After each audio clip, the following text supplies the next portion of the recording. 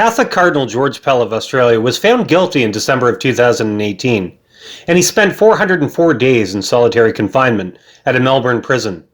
His conviction was later overturned, and he was acquitted in April of 2020. During that time, he recorded what he was thinking, feeling, and reading.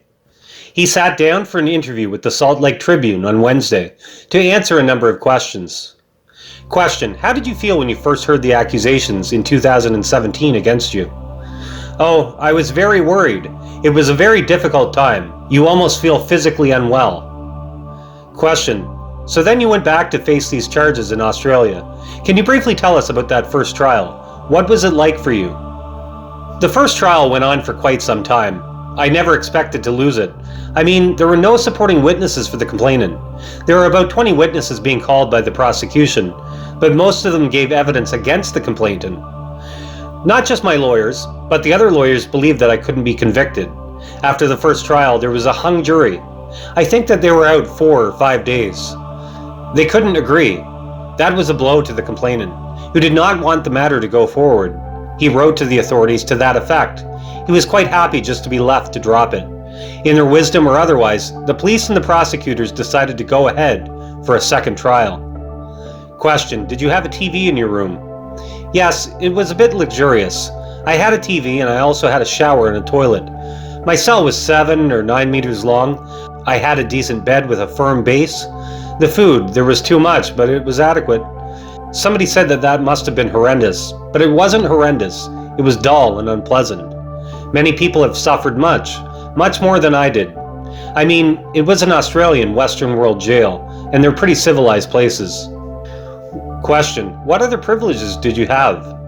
Originally, each day I was allowed out for 2 half hours in a little area that was half sealed above you. You could see through the bars of the sky and sometimes the sun. It certainly wasn't any beautiful botanical garden, even the garden below. Apparently, according to the international law, those in isolation are entitled to an hour in the fresh air every day. I preferred to take mine in 2 half hours if I could. Question: did your thinking about prison change after having this experience? Oh yes, I didn't really know what to expect. In some ways, I was a bit pleasantly surprised, certainly by the decency of the guards, that many were quite friendly, and all of them were just and cordial.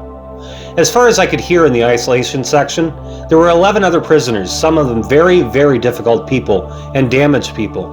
I think the guards there did a good job, as far as I could hear. Question: what were you thinking when you first heard your conviction was overturned? I was absolutely delighted.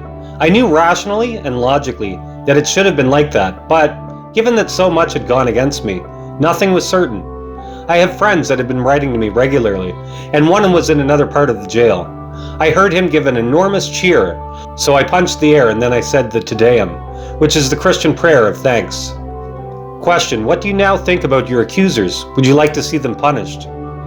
Well, one of them is dead, and I don't know whether it would add much to have the other one punished.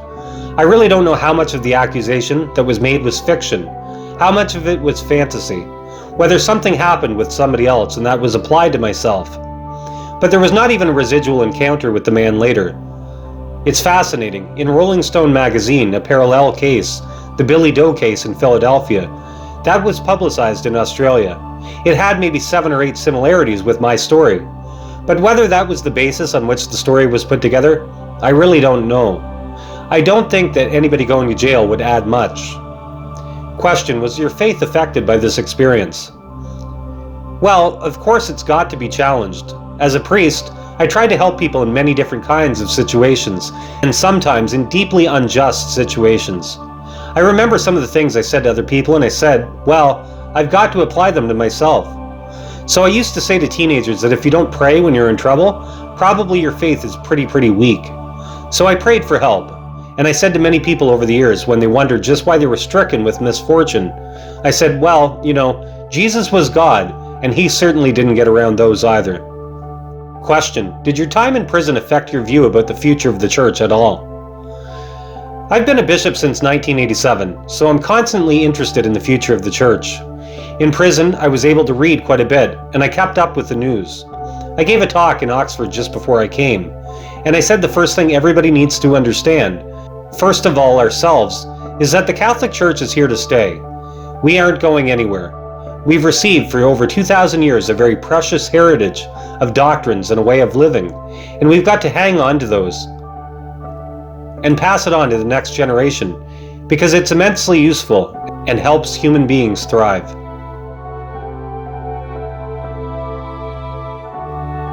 To read the full interview, please visit the link in the description.